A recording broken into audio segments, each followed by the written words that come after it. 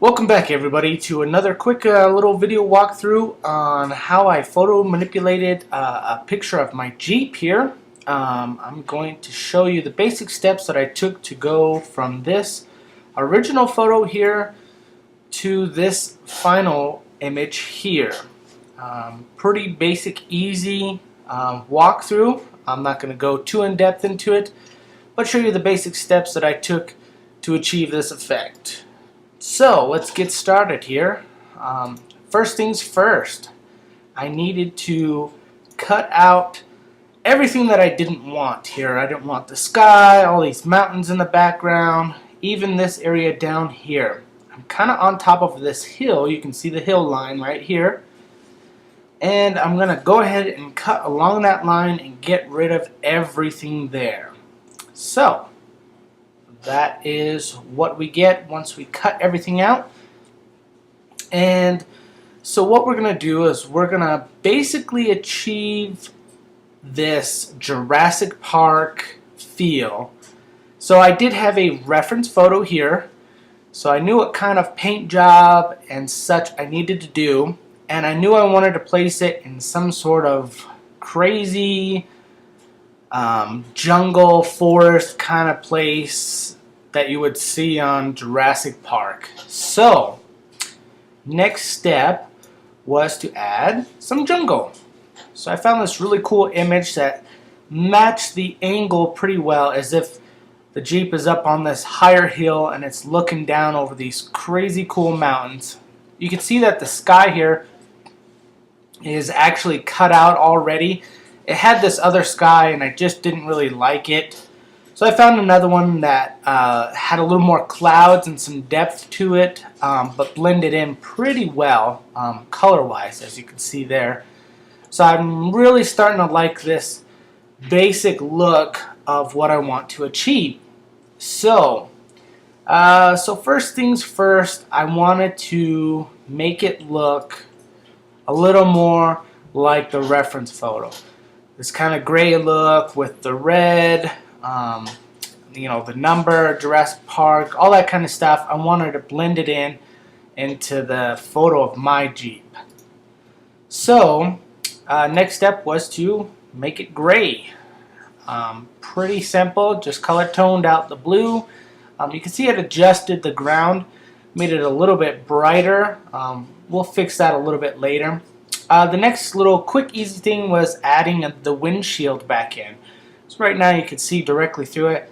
And of course the windshield's a little reflective, so I wanted to make it kind of look like it was reflecting this beautiful sky we got going on here. So I added that in. Next was to add the red paint. So based on the reference photo you see, tried to copy the same angle and basic shape and design. Of course mine has this armor here, and I didn't really want to color tone and mess with that. So I just stuck with the paint area. Next part was I duplicated the wheels and made them red. You can see there. Not a perfect match, but looks pretty good. Of course the Jurassic Park logo, can't go without that. And that's pretty much it for the Jeep itself. Getting it to have that same look as the Jurassic Park Jeep. So let me get rid of this reference photo here. And let's see what else we need to do. Is I essentially basically just wanted to blend in the whole area. This dirt here is great, but it just doesn't have the green shrubbery and jungle feel as everything else. So it was time to go to work on adding a whole bunch of grass. And basically I just used the grass brush that comes with Photoshop, and of course you know, added some effects to it for different colors and ranges, and you know, a good scatter brush. And so we started just going to town on it.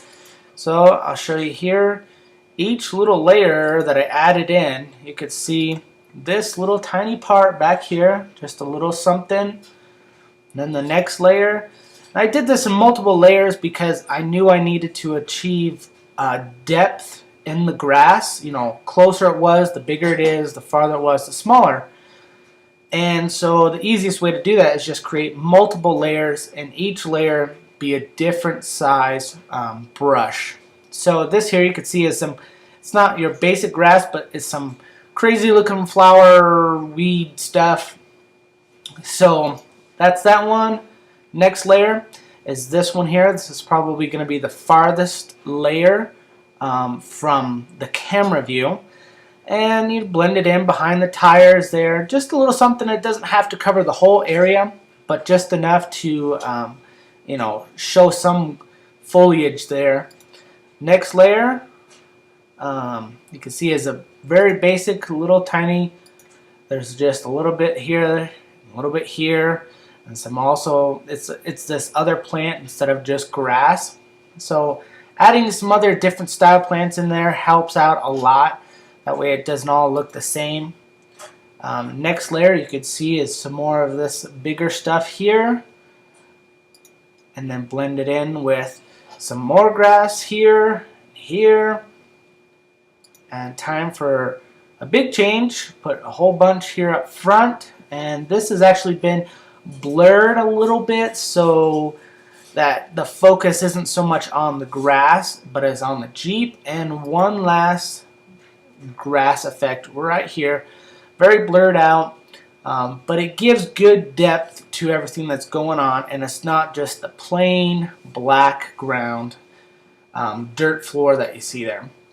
I mentioned earlier that when I color toned the Jeep to a gray, it kind of lightened up this dirt and some of the Jeep. So I went ahead and added just a dark shade to a bunch of the areas to kind of darken it up a little bit. I didn't really like how bright it was. And that helped out a little bit. And that's pretty much basically the entire image. And then of course I wanted to add just one little dinosaur touch in there. Something basic. I didn't want a big giant T-Rex in the picture or something that might make it look very unrealistic. So I just added a few little pterodactyls or whatever those are flying off in the distance. And I think it looked pretty good. But you can see this is pretty basic, and you can go from this original photo here to a completely different look and style within, you know, just a few steps. And I really like the effect. It came out well, and a lot of people on the Jeep message boards really just love the Jurassic Park Jeep. What's funny is it's actually the same model as the Jeep that's in the movie, as you can see there.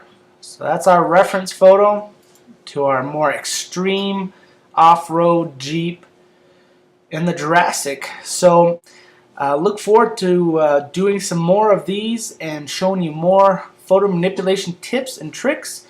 And make sure you like, subscribe, and keep up to date on what I will be releasing in the future. Alright, this is Steve with metatrox.com, signing out.